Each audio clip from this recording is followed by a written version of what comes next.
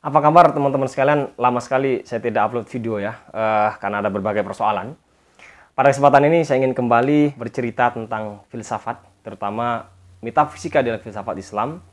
Nanti teman-teman boleh nimbrung di dalam kajian ini, terutama di dalam kolom komentar. Baik, ada dua istilah yang biasa dipakai ketika kita berbicara filsafat Islam, yaitu wujud dan mahiyah, atau di dalam bahasa kita eksistensi dan esensi. Wujud sebetulnya tidak bisa serta-merta disepadankan dengan kata eksistensi. Menurut Syed Hussein Nasr, wujud di dalam tradisi filsafat Islam itu bisa bermakna banyak. Ada 4 hal menurut Syed Hussein Nasr ini yang bisa disepadankan dengan kata wujud. Yang pertama yaitu being B besar, kemudian being B kecil, existence E besar, dan existence E kecil. Wujud disepadankan dengan being B besar apabila wujud ini bermakna realitas absolut, necessary being. Lalu kemudian disepadankan dengan being B kecil apabila wujud mengacu kepada keseluruhan realitas, baik wujud mutlak maupun yang tidak mutlak. Sementara wujud disepadankan dengan existence E besar apabila ia bermakna sebagai pemberi emanasi, pemberi wujud bagi realitas yang lain. Lalu kemudian wujud bisa disepadankan dengan existence E kecil apabila wujud bermakna realitas selain realitas yang absolut. Kita bisa bayangkan satu kata wujud bisa bermakna 4 hal ini. Artinya sangat bergantung ke konteksnya kita mau memaknai wujud ini seperti apa. Ini mirip dengan kata ada di dalam bahasa Indonesia. Ada ini maknanya banyak saya kira ya. Karena itu dalam suatu perdebatan kadang bisa sampai engkel-engkelan untuk memahami apa itu ada. Karena seringkali kita mengabaikan konteks di mana kata ada itu digunakan. Sementara mahiyah itu biasa disepadankan dengan essence atau esensi. Atau quiddity atau quiditas di dalam bahasa Inggris itu. Tetapi dalam kesempatan ini saya memilih menggunakan eksistensi dan esensi.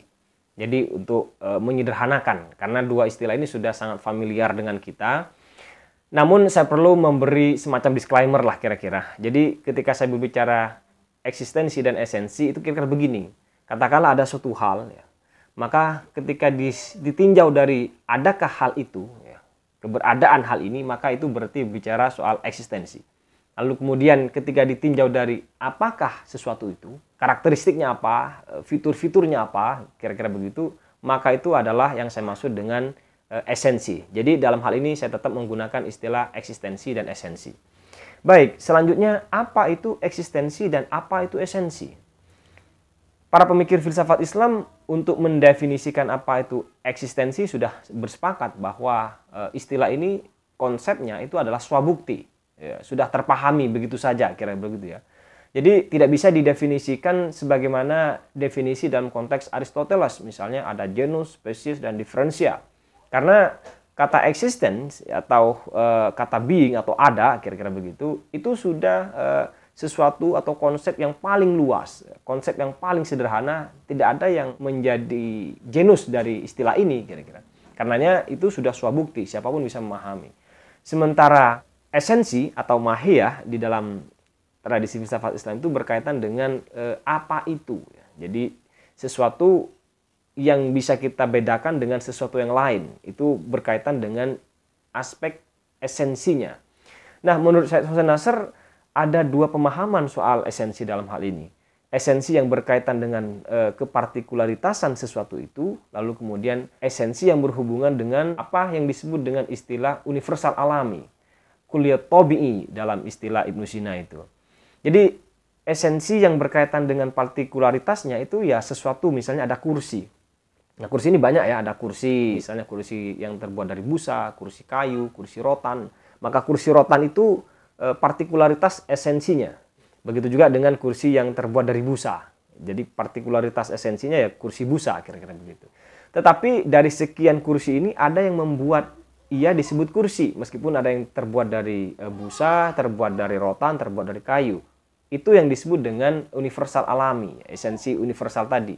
Dalam istilah filsafat Plato mungkin ini yang disebut sebagai eidos, idea, kekursian. Begitu juga pada kuda, ya, ada banyak kuda lalu kemudian ada kekudaan.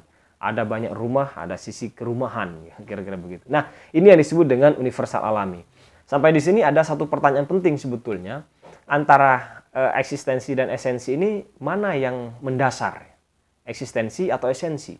Jadi, eksistensi ini yang mendasari esensi sehingga esensi ini ada, atau sebetulnya eksistensi itu adalah atribut dari esensi.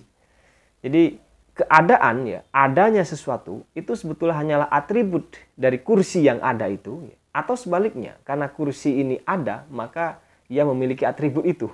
Ini pertanyaan yang membelah tradisi metafisika filsafat Islam menjadi dua aliran yang sangat besar sampai hari ini, yaitu eksistensialisme dan esensialisme. Eksistensialisme ini misalnya diwakili ya termasuk Ibnu Sina kalau tidak salah, sebagian mungkin, karena ada yang menafsir juga dia sebagai esensialis.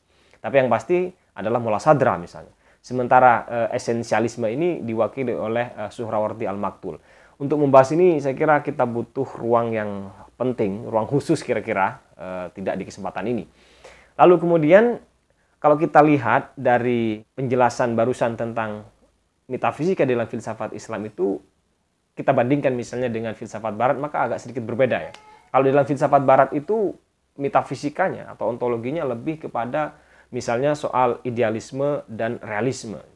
Idealisme berarti berbicara bahwa realitas yang konkret itu, realitas yang utuh, yang orisinal, itu justru yang tertata di dalam pikiran.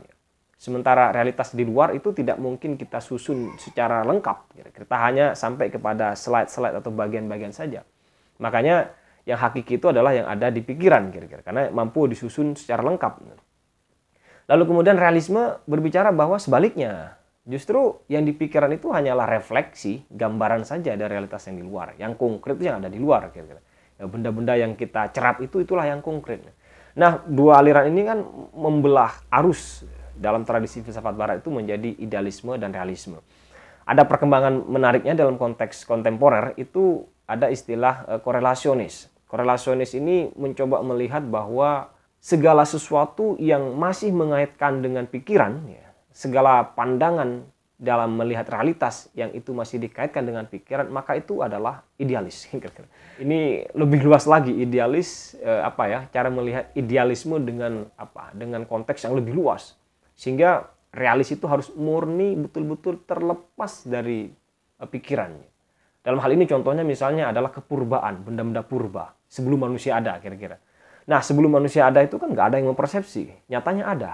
Nah, kira-kira ajaran korelasionis ini menempatkan demikian. Kita harus sampai kepada realitas sebagaimana realitas yang ada di zaman purba itu yang sama sekali tidak berkaitan dengan pikiran, tapi itu ada. Nah, kalau kita melihat dalam kerangka ini, bisa jadi ontologi filsafat Islam itu masuk ke dalam korelasionis, idealis juga kira-kira begitu. Walaupun ada persoalan juga, karena bisakah kita betul-betul terlepas dari subjek yang mencerna, ya, subjek yang mempersepsi? Bukankah kepurbaan itu sendiri juga bernilai karena ia hubungannya dengan subjek? Disebut purba karena hubungannya dengan subjek yang mempersepsi juga. Ya. Wah, ini juga perdebatan lain yang barangkali nanti kita bisa bicarakan. Lalu yang menarik lainnya ketika kita kontekskan lagi dengan filsafat kontemporer. Dalam filsafat kontemporer kita mengenal istilah eksistensialisme. Misalnya Kierkegaard, kemudian Nietzsche, Heidegger, dan Sartre misalnya. Apa perbedaannya dengan eksistensialisme atau eksistensi di dalam metafisika filsafat Islam? Nah, untuk membahas ini ada buku menarik yang ditulis oleh Alparslan Achigan. Judulnya adalah Being and Existence in Mullah Sadra and Heidegger, a Comparative Study. Jadi buku ini kira-kira membahas eksistensialisme dalam perspektif Mullah Sadra dan perspektif Heidegger. Temuannya adalah bahwa eksistensi dari kedua tokoh ini meskipun lahir dari dua zaman yang berbeda, Mullah Sadra itu abad ke-15-an, 16 lah kira-kira, sementara Heidegger itu abad ke-19-an, dan dua peradaban yang berbeda, tapi memiliki paralelisme kira-kira. Sama-sama mendasarkan kepada eksistensi kira-kira, bahwa di dalam pemikiran dua filosof ini eksistensi itu mendasar. Nah, selain itu temuannya adalah ada perbedaan antara eksistensi dalam tradisi metafisika filsafat Islam dengan eksistensi di dalam sudut pandangnya Nietzsche dan Sartre. Nietzsche dan Sartre ini menurut Alparslan Achigan, eksistensinya lebih kepada disebabkan atau dilatar belakangi oleh persoalan sosial. Dalam hal ini adalah persoalan kapitalisme dan imperialisme yang ada pada waktu itu. Sehingga penjajahan itu membuat manusia tidak bebas kira-kira. Kapitalisme membuat manusia tidak bebas. Karenanya itu pandangan mereka kemudian ingin memunculkan eksistensi itu dalam rangka agar manusia bebas. Bahwa dari perspektif eksistensinya manusia itu bebas. Sama sekali bebas. definisi-definisi yang muncullah atau upaya-upaya untuk menemukan esensi manusialah yang buat manusia tidak bebas ya. Dalam hal ini baik yang dilakukan oleh agama, yang dilakukan oleh tradisi, lebih-lebih yang dilakukan oleh kaum imperialis dan kapitalis. Mereka mendefinisikan manusia kemudian menjadi begitu tidak bebas. Karenanya bagi mereka ya hal-hal yang membuat atau upaya-upaya mengesensikan manusia itu adalah suatu upaya untuk membuat manusia tidak bebas. Itu adalah sebuah neraka, kira-kira begitu. Dan ngerinya lagi bagi mereka Tuhan atau agama menjadi tidak perlu ya. Karena itu juga membuat eksistensi manusia tidak bebas lagi, membuat eksistensi manusia terikat lagi. Ini barangkali perbedaan pentingnya. Jadi kalau eksistensi di dalam filsafat Islam itu membawa kita kepada keyakinan agama, sementara eksistensi yang lahir di abad kontemporer, terutama Nietzsche dan Sartre, itu justru mengabaikan agama, bahkan menolak Tuhan. Ini saya kira sebagai catatan awal untuk memulai perdebatan kita tentang metafisika dalam filsafat Islam. Teman-teman boleh memberikan pandangannya yang berbeda.